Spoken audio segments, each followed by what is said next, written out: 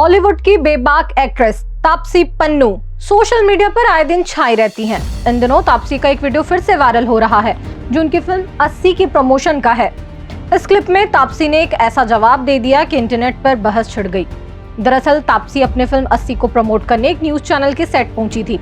Show के दौरान anchor ने उन्हें पीएम नरेंद्र मोदी और कांग्रेस सांसद राहुल गांधी की फोटो दिखाकर पूछा कि आपका पसंदीदा नेता कौन है। तापसी ने पीएम मोदी की तस्वीर की तरफ देखते हुए प्रणाम किया और बोली, मुझे अभी भी इस देश में रहना है। ये जवाब सुनते ही स्टूडियो में हंसी छूट गई, लेकिन सोशल मीडिया पर बवाल मच गया। कुछ यूजर्स ने इसे एपिक ट्रोलिंग कहा। बोले कि तापसी ने हंसते हुए सिस्टम पर निशाना साध दिया है। एक एक्स यूजर ने लिखा कि तापसी ने अलग ही अंदाज में ट्रोल कर डाला, लेकिन ये वो डर है जो सबको सता रहा है। वहीं कुछ ने इसे राजनीतिक मजबूरी का इशारा माना और सवाल भी उठाए। इसी शो में एंकर ने पसंदीदा नेत्री के बारे में भी पूछा।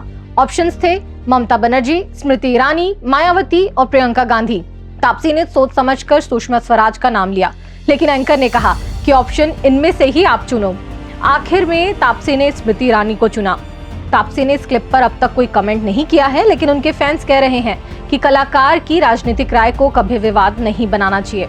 बताते चले कि ऐसा पहला मामला नहीं है। तापसी अक्सर अपने बेबाक अंदाज से सुर्खियों में बनी रहती हैं और बॉलीवुड में सबसे अलग पहचान रखती हैं। वे राजनीति, फेमिनिज्म, बॉलीवुड की राजनीति और सोशल मीडिया ट्रोल्स पर खुलकर बोलती हैं और उनके ये बयान अक्सर व्यंग या ह्यूमर से भरे होते हैं। उनके यही बयान वायरल भी हो जाते हैं क्योंकि वे बोल्ड और ह्यूमरस होते हैं। चलिए कुछ किस्से भी आपको बताते हैं।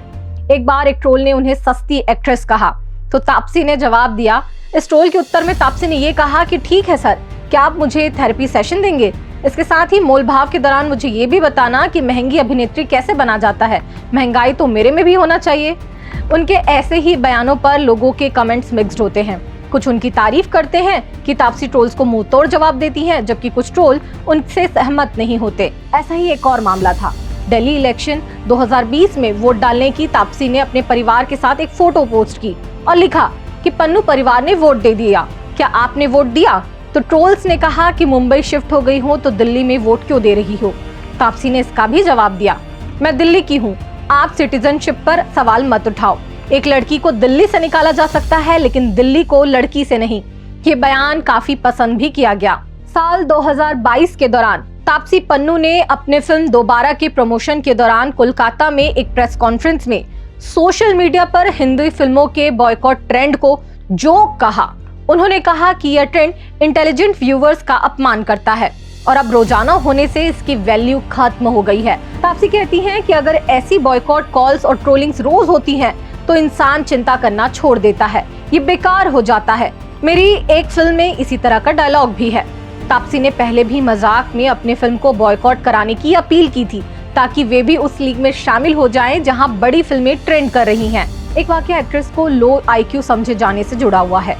तापसी पन्नू ने एक इंटरव्यू में बताया कि बॉलीवुड स्टार्स राजनीतिक मुद्दों पर अपनी राय क्यों नहीं देते। उन्होंने इसे दो धारी तलवार बताया। यदि आपकी कोई राय है तो यह भी एक समस्या है, यदि आपके पास कोई राय नहीं तो यह भी एक समस्या है। उन्होंने इस बात पर जोर दिया कि हर तरह से दिक्कत है। अगर एक्टर बोले तो वह भी ट्रोल होंगे और ना बोले तो वो भी ट्रोल होंगे। तापसी ने कहा कि समाज में एक धारणा है कि एक्टर्स, खासकर एक्ट्रेसेस का IQ कम होता है। लोग सोचते हैं कि उन्हें सामाजिक या राजनीतिक मुद्दों की समझ नहीं है, इसलिए अगर कोई एक्ट्रेस अपनी राय रखती है तो लोग कहते हैं कि तुम्हारी हिम्मत कैसे हुई। यही वजह है कि कई स्टार्स चुप रहना पसंद करते हैं, क्योंकि बोलने या ना बोलने दोनों में ट्रोलिंग का डर होता है। उनका ये बयान स्टीरियोटाइप सोच पर कटाक्ष था। तापसी खुद बेबाकी से नेपोटिज्म, फेमिनिज्म और अन्य मुद्दों पर बात करती हैं, लेकिन उन्होंने ये माना कि यह सिचुएशन फिल्म स्टार्स के लिए मुश्किल बनाती है।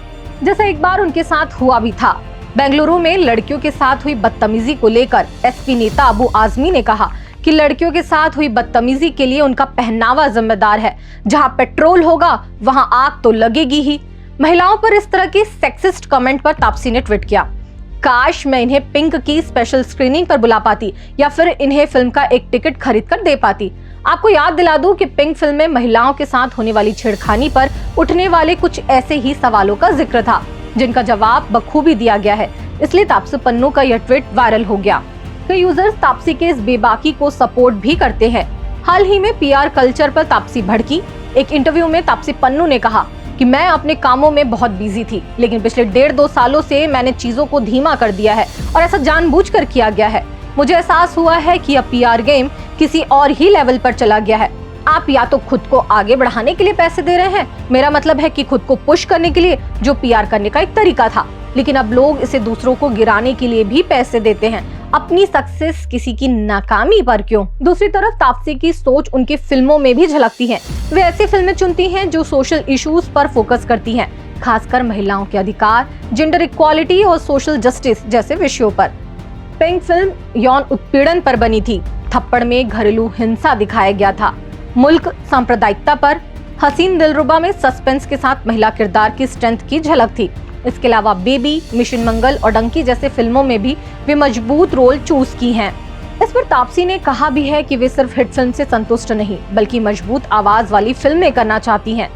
इससे साबित होता है कि तापसी न सिर्फ स्क्रीन पर बल्कि रियल लाइफ में भी चेंज मेकर है। तापसी का स्टाइल सीधा सादा है, लेकिन ह्यूमरस भी है। उनके बयान ट्रोल्स और सपोर्टर्स दोनों को रिएक्ट कराते हैं, लेकिन वे चुप नहीं होती।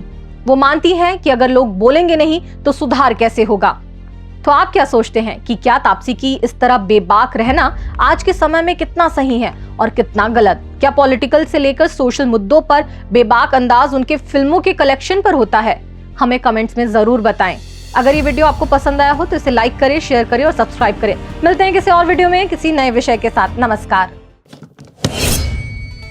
देश दुनिया की रखी खबर हर रोज हर शाम कानो कान सुनते रहें द लेंस पॉडकास्ट। रही अपडेट लेंस के साथ।